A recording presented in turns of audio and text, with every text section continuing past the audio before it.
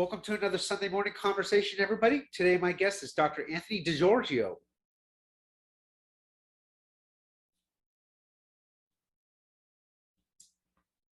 Welcome to another Sunday morning conversation, everybody. Today, my guest is Dr. Anthony DiGiorgio. He is a neurosurgeon out in San Francisco, California, who also does a little bit of healthcare policy. We have a good conversation today, and I found it very informative. And it's going to help me in the long run, and hopefully it helps you too. So thanks for tuning in, everybody. Hey, Doc, how are you? I like the background. How's it going? Thank you.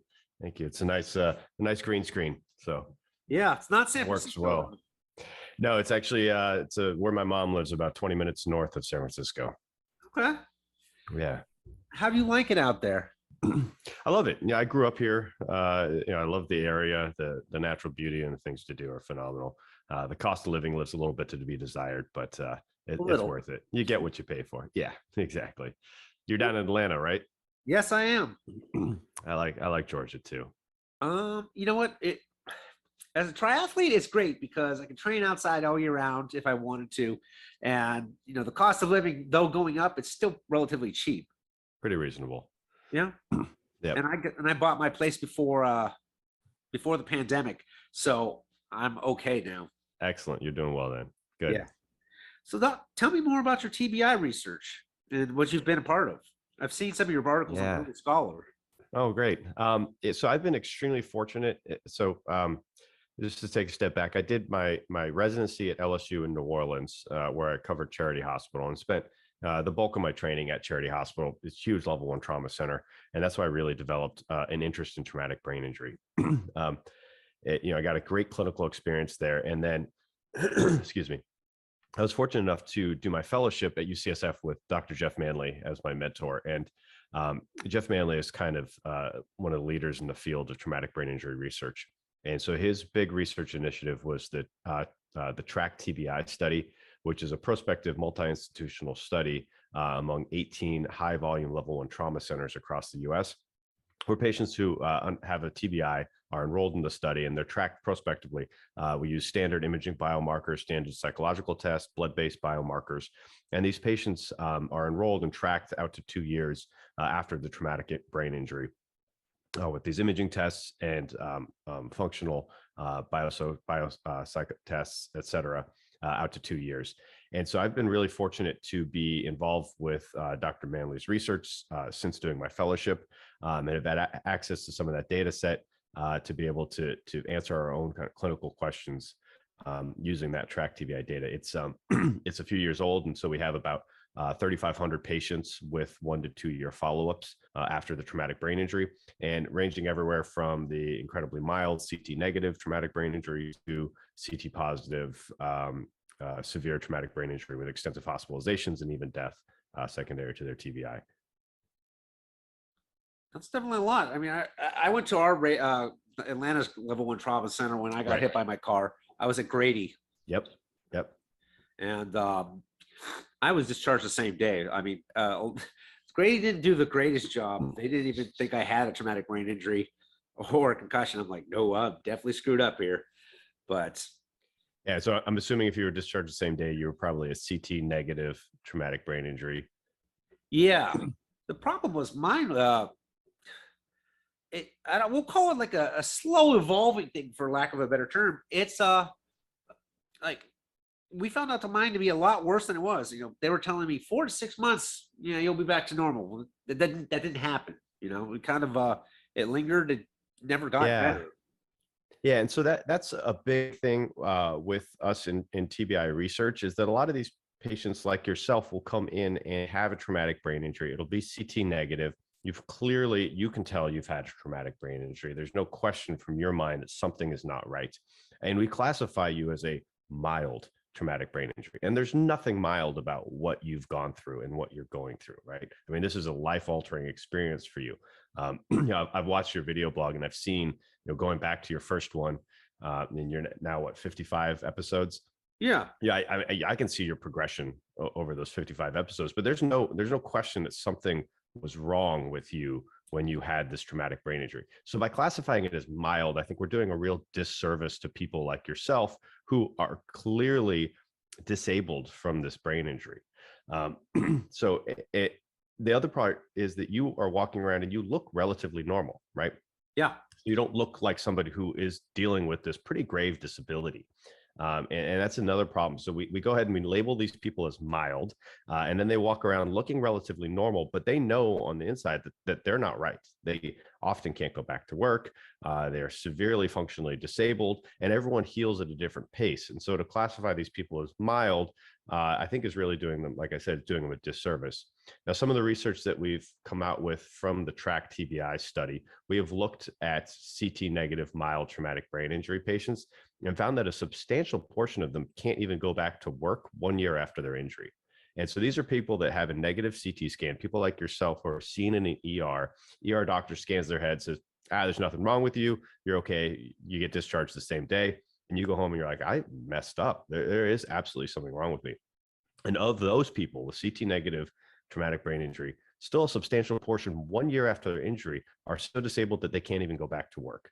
And so we need to recognize this disease for the severity that it is and for how life altering it is on some of these people like yourself. Yeah. So actually, I'm going to roll this into a two-part question to ask you because one of them is about policy. But that vlog that you saw, it didn't start until 2.5 years post TBI. Right. For those, I didn't start making any progress until, well, I tried to work, right? Directly after the accident. I went back, say 6 weeks later when I was actually, healed from the other, injuries that I could actually get to work and drive there. And the thing I kept facing was the major thing where your healthcare is tied to your employment, right? I couldn't treat my TBI unless I was working, right? But I was no longer competent at my job. So, and when I was working, it takes me longer to do the job than a normal person. Like I'm a 10-year architect, except these interns from Georgia Tech at summer who aren't even, they were like sophomores, they're going faster at the job than I am. That's how functional I was at the job. And I'm trying to work as much as I can to get the work done, but I'm not having time to treat. Then I get fired and I can treat, but I don't have the financial means to do so because I don't have a job. And it was a vicious cycle I was stuck in for 2 years. Plus, I was with someone who wasn't very supportive and didn't really want to be with someone with a brain injury. So I kind of got, abused and neglected. So for that first 2.5 years until I gave up on trying to work till I could, and I applied for disability to try to rehab and everything. And she left and everything. Then when you saw the vlog, that's when the progress actually started happening. But before then, if anything, I regressed even further.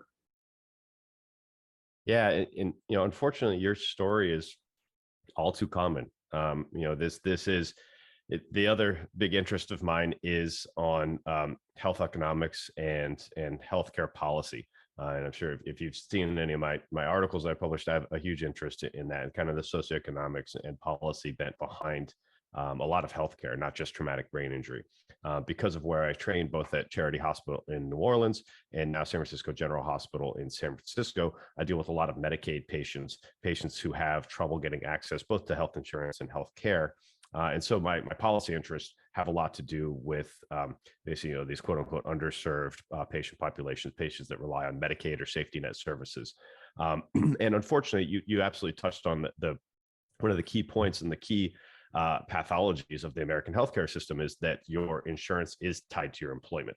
And that's a relic of how health insurance was started way back in the 1940s in America. But it's evolved this way in that most Americans have their healthcare tied to their employment unless they are in one of the major government-run healthcare programs. And so that really makes this coordination of care in somebody who's had this sort of life-altering injury where sustained employment is not necessarily a guarantee or possible anymore. It makes it really difficult to coordinate all the services that you need moving forward to help maximize your potential of recovery. And the National Academies of Science recently put out, and by recently I mean like last month, put out this publication called "Traumatic Brain Injury: A Roadmap for Accelerating Progress." And in that in that publication that my mentor, Dr. Manley, helped craft, in that publication, they talk about this biopsychosocioecological model of traumatic brain injury and recovery. And that takes into account and makes us realize that it's not just the biological processes that are going to affect how you move forward and how you recover from your injury. It's not just things like what your MRI and CT scan findings are. It's not just what your blood-based biomarkers are. It's not your labs or your vital signs, but there's so much more that encompasses that. There's this socio-ecological model that involves things like your access to healthcare, your access to resources, your access to insurance and financing means to help finance your lifestyle, your life and your recovery, your access to social support systems. You mentioned you had a partner that wasn't really there, wasn't a good social support system for you. And that certainly puts you at a disadvantage versus a certain patient who may have a ton of not only financial, but social and familial resources to help recover. And there's a whole data of literature out there showing that your physiologic and biologic characteristics only play a very small part in your recovery. So much of your recovery is going to be influenced by what sort of financial and social resources you have prior to your injury and what you're able to maintain going forward. And a lot of my research is about those specific policies and how we can target certain individuals and certain policies to help patients overcome those disadvantages that they may have going into this. Because we can have the best treatment in the hospital possible, but if you can't have good social and financial support after we discharge you from the hospital, then we've only done part of the job in making sure that you're on the right trajectory towards recovery. Yeah, and, for one thing is like my I don't have any immediate family anywhere near me. They're all up in Ohio. So I was Yeah. kind of, for the most part, I was handling this on my own, both legal and medical, which was a lot, and the lawsuit alone that I was involved in was almost 4 years long. So that was a continued stress just always weighing on me, and had built up a lot of anxiety that was on top of, my relationship and my job. And it was a lot that obviously I don't have any medical research to back this up, but it definitely did not help my situation anymore. It was always clouding my mind, and it was always just high levels of anxiety. When you live with a fight or flight response that's always engaged, it can't be good for me. Yeah, absolutely. You're 100% right. And I would even consider you, I don't want to downplay your situation, but you're a lot more well-resourced than a lot of individuals that we treat who come in, not with no job at baseline, no job, no family support, no social support at baseline. And then they have this traumatic brain injury, may not even be their first traumatic brain injury. They may have repeat TBIs throughout their life, on tops of things like substance abuse problems, et cetera. And we just really, as a society, don't have the social support network set up to adequately treat these patients and make sure they get onto that, to their optimal trajectory for recovery. It's hard enough in somebody who, like you, who at least is, has some sort of resources in that, you're a triathlete, you're healthy at baseline, you had a good job prior to this, you had, you have family. They were all the way in Ohio, but at least you had family. There's a lot of patients who don't even have those basic support structures in place. Yeah, and speaking about substance abuse, going back from high school to like, a few years ago, I was definitely, you could call it an alcoholic, a functional one, but I drank a lot. And it actually, when I met my fiance, it wasn't really a problem. It kind of dissipated away. Kind of correlates a lot with my happiness overall, right? And then when things started getting worse, then I started drinking again. And at the time where the last job got fired, she left. I'm like, okay, I'm getting sober. That was January 1st, 2020. So it's been quite the hell of a decade to get sober in. But, I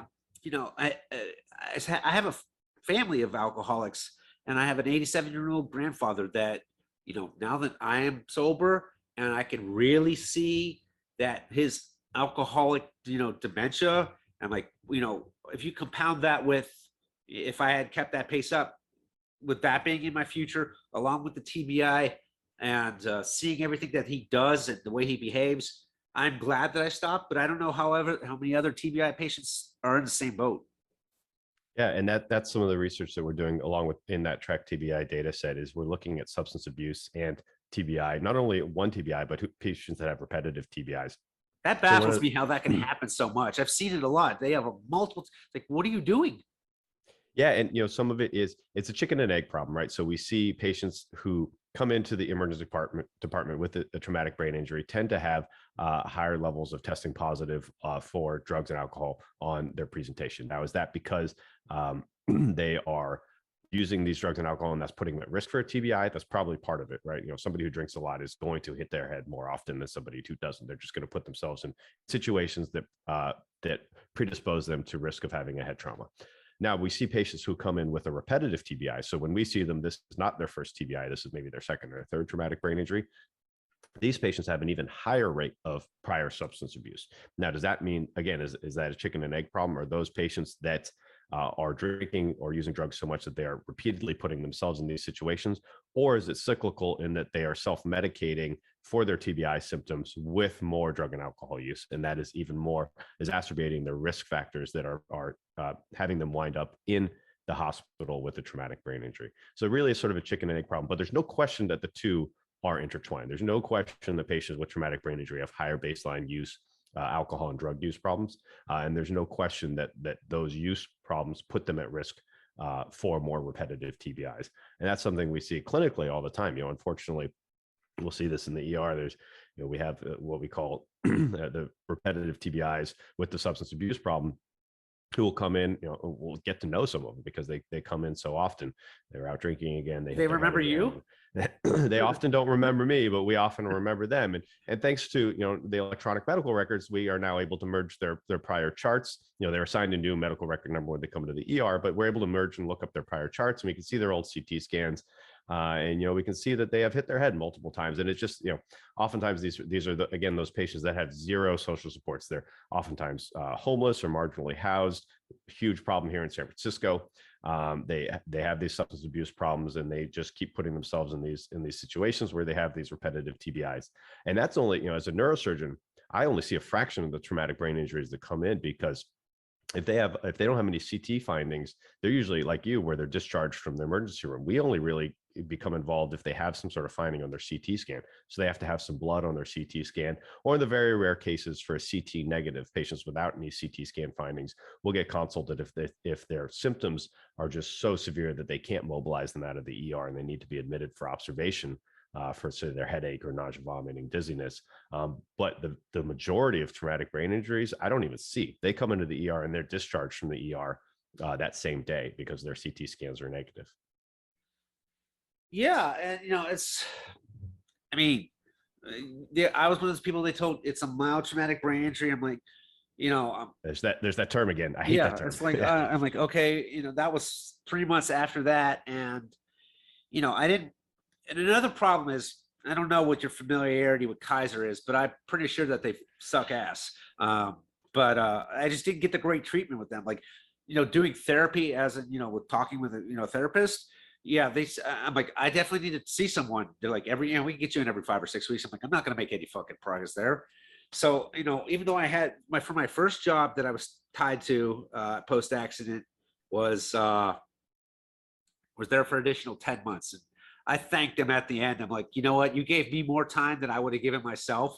I said, they're like, we just never saw you turn around. I'm like, I'm sorry, but with Kaiser, I couldn't get treatment in the frequency that I needed to. And their doctors also, it seemed like the bottom of the barrel, I'm just everyone that I had dealt with, except for this one PA, it's like they were just all kind of crappy. I have worked with some phenomenal doctors that work for Kaiser, so I will refrain from any comments about Kaiser in general. However, again, I think you're touching on going back to policy and healthcare economics. You're touching on one of the underlying problems with American healthcare is that your insurance is tied to your employment, not to you. So there's even though we are supposed to have healthcare insurance portability in this country, you're supposed to be able to take your plan as you move through employers. That almost never happens, right? And so you end up leaving Kaiser. There's a high rate of turnover. People switch insurers. So it's when you talk about cost effectiveness for an insurer, what's the most cost-effective strategy for them is just to keep you from spending more money down the line, because they realize that there's going to be a certain amount of churn or turnover. And so they may not be as motivated to save you money, say 20 years in the future. because you're probably not going to be with that same insurer in 20 years because there is that high rate of turnover because, again, your healthcare insurance is tied to your employment, not necessarily to you as a person. And not just that, I'm still, I've been on disability. Oh man, it's been 2 years and I'm still not able to get on Medicare because I'm in a Republican state. They didn't expand Medicare like Colorado or Ohio. Like my brother and my mom have. So I have still not been able to get covered yet. Medicaid. So Yeah, it was I mix them up. Yeah. So Medicare is for the elderly, Medicaid is for the poor, and the Affordable Care Act raised the minimum income and asset requirements for qualifying for Medicaid. So more people qualify for Medicaid. When that went to the Supreme Court, the way they interpreted the law is that it would be voluntary, that the federal government couldn't coerce the states because Medicaid is a state-run program. They couldn't coerce the states into accepting expanded Medicaid, and so states had the option of accepting expanded Medicaid or not. And there are some states that are a few holdouts. Oh, pardon me. Sorry, I'm on call today, but that can wait. There are obviously some state holdouts that have not expanded Medicaid, and they're largely Republican states, i.e. Texas, Florida. The ones that seem to have problems. Yeah, and it obviously that would have made a significant role. I'm one of those people who loves Bernie Sanders and is all in favor of Medicare for all. I don't think it's going to happen anytime soon, but I wish it would, because I think it would have made a huge difference in the end. Yeah, there's trade-offs, right? And I think, in speaking about economics is the science of trade-offs, right? It's what you pay for something is what you have to give up to get it. And there's going to be trade-offs between different systems. And I think as a country, we're not having that conversation of what the trade-offs of a single payer healthcare system would be nationally. It's become, like most debates in this country, it's become just the two sides screaming at each other and talking past one another. But I think there are going to be some trade-offs if you do go for a universal healthcare system. I'm not going to go into what my personal opinions are on that, but I think it's an honest debate that we need to be having more as a country on what the trade-offs would be of universal healthcare, of single payer universal healthcare. You can get to universal healthcare without single payer. There's multiple avenues to get to universal healthcare without single payer. And in fact, if you look worldwide, there's really only 2 or 3 countries that have a true single payer system, Taiwan and Canada being 2 of them. Most countries have actually achieved universal healthcare without single payer systems. Yeah, and I mean, I know a little bit about Canada's, like, you have to, there's a waiting period before you, like, if you want to see a specialist, if you have to get a certain surgery or whatever, you're going to be waiting a little bit of time. And that's like a drawback of their system. Mm-hmm. But at least still, you're not paying for it other than what your taxes paid into it. Right. Yeah. And so that's going to be one of the trade-offs, is that if healthcare resources are finite, right? I can't see 10,000 patients in a day. There's only about 6,000 neurosurgeons in the country. So you have, talking about neurosurgery, access to neurosurgical care has to be rationed in some way or another. Not everyone can see a neurosurgeon every day. And so is that going to be rationed by a central planning authority like in Canada, or is it going to be rationed via a quasi market mechanism that you have here in the United States, et cetera? Yeah, but I think like my main thing behind it is, if I can't remain employed until I can heal my brain, being able to rely on a system that will support me to get me there, to get me back into the workforce again, that would definitely be a lot help, or at least have the ability to try. Yeah. Oh yeah, and there's no question that America fails people who need that sort of safety net level of support, because again, we like I said, we tie it to our employment, which I think is a byproduct of the way insurance was devised, back in the 30s and 40s, and is not necessarily something that it's certainly not something that lends itself to this portability that we need in our healthcare insurance.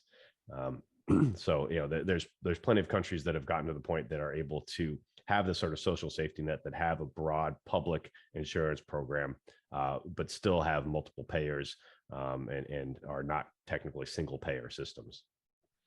Yeah, and I definitely think, even if we, as a bridge to get in between there, if insurance companies were I guess, regulated in some way better, that you can kind of negotiate costs at a better rate, like obviously the insulin thing is one thing.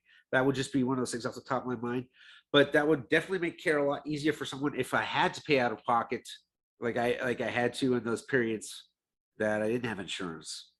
Yeah, and that again, one of the big problems is they talk about price transparency in healthcare, and there really is very little price transparency. That was something that multiple politicians have tried to kind of push through is force hospitals and force providers to provide a price up front.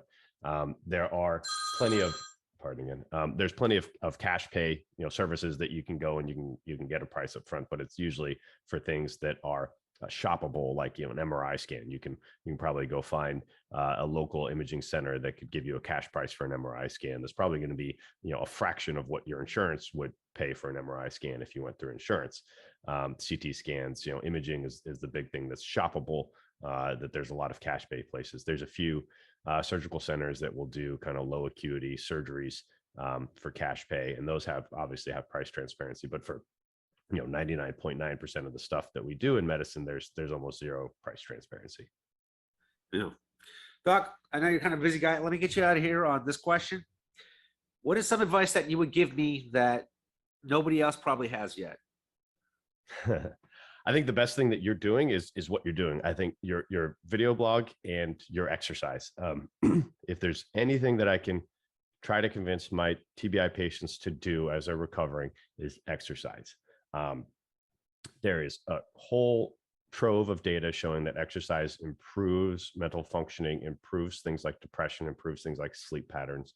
And those are the things that people with traumatic brain injuries really severely deal with. And so I try to encourage my TBI patients to go exercise. I saw a patient a few days ago who was wondering if she could go back to playing, I think she's playing pickleball or squash, one of those the newfangled games I don't really understand. And I was saying, well, if you hit your head again, it's going to be bad. But if you don't go out and do the things you love, you're going to be worse. So if you go and insulate yourself and sit on your couch and you don't go out and do the things you love and get exercise, you're going to be depressed. You're not going to sleep well. And all your post TBI symptoms that you're trying to deal with are going to be exacerbated and are going to get worse. So you need to go out and you need to do the things you love, especially if those involve exercise. If you can get out and get your heart rate up, it's going to make you less depressed, it's going to make you sleep better, and it's going to actually accelerate your recovery. So if I could give you any advice, it would be to do that, to go keep doing what you're doing and get out there and exercise and encourage others to do it. Because obviously what you're doing is great with the video blog, and your advocacy is phenomenal. So I don't know if anyone's giving you that advice yet, but that's the one thing I try to tell all my TBI patients is don't stop doing the things you love. If you can keep doing the things you love, please keep doing the things you love. Yes, if you hit your head again, it's going to be terrible. So try to minimize your risk of doing that, but don't stop doing the things you love. No, nobody has given that advice yet. Well, good. Thanks for your time, Doc. Awesome. Thank you. Thanks for doing this. It was great talking to you.